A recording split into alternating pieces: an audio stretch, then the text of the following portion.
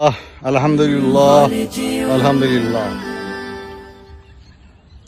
আজ কেন পৃথিবীটা লাগে তো পৃথিবীর যে অপরূপ সুন্দর, সে কোন রূপকারে সাজালো যে এনজয় করার মতো বা এটাকে উপভোগ করার মতো আসলে অনেকেরই মন মানসিকতা থাকে না মনে হয়। আর আমি আবার রবীন্দ্রনাথের সেই কবিতার যে অংশ, বহুদিন ধরে বহু দেশ ঘুরে বহু ব্যয় করে দেখিতে গিয়াছি পর্বত মেলা, দেখিতে গিয়াছি সিন্ধু, ঘর হইতে দুবা ফেলিয়া দেখা হয় নাই চক্ষু মেলিয়া, একটি ঘাসের শীষের উপর একটি শিশির বিন্দু। অর্থাৎ ঘরের কাছে যে বিভিন্ন কিছু যে প্রাকৃতিক যে সৌন্দর্য আছে, আমি আসলে এগুলিও এনজয় করি। মধ্যে বাংলাদেশে আমার বিচরণ, বাংলাদেশের মধ্যে মাঝে মাঝে নিজ জেলার বাইরে অনেক জায়গায় মাঝে মাঝে ভ্রমণ করি সুযোগ পাইলে। আলহামদুলিল্লাহ। আসলেও আপনি আমার এই যে এই দৃশ্যগুলো দেখতে বুঝতে পারতেছেন, ওই যে সূর্য অস্তমিত যাচ্ছে, হ্যাঁ, যে সূর্য অস্তমিত বা সূর্য উদয় বা চাঁদ দেখা বা সাগরের ঢেউ বা সাগরের গর্জন, পাহাড়ের পাদদেশে বিশালত্ব, এগুলো দেখার মন মানসিকতা বা এগুলোকে এনজয় করার মতো অনেকেরই মন থাকে না।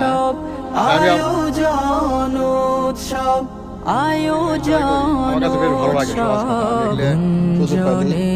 এনজয় করি। আমার কাছে বেশ গোটা মরু প্রান্তরে আমার হৃদয় কি সম্পর্ক জানি না, আমার হৃদয় অনেক উদ্বেলিত হয় এবং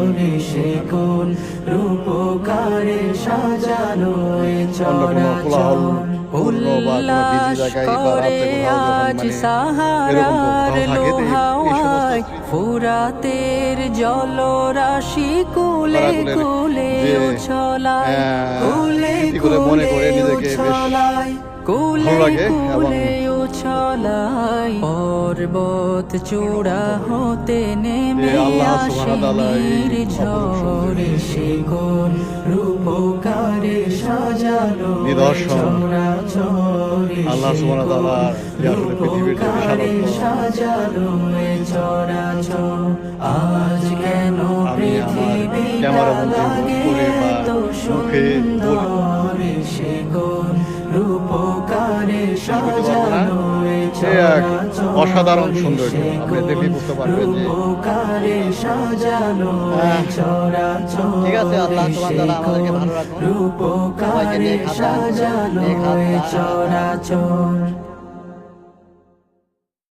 এবং আল্লাহর এই সুন্দর পৃথিবীতে যেন আমরা আল্লাহর দাসত্বকে মেনে নিয়ে এবং তাহার ইবাদত বন্দিগি করে নেক আমল করে এই পৃথিবী হতে যেন প্রস্থান হতে পারি। এই বলে আমি আমার বক্তব্য বা এই বিকালবেলার বয়ান শেষ করছি। আল্লাহ হাফেজ।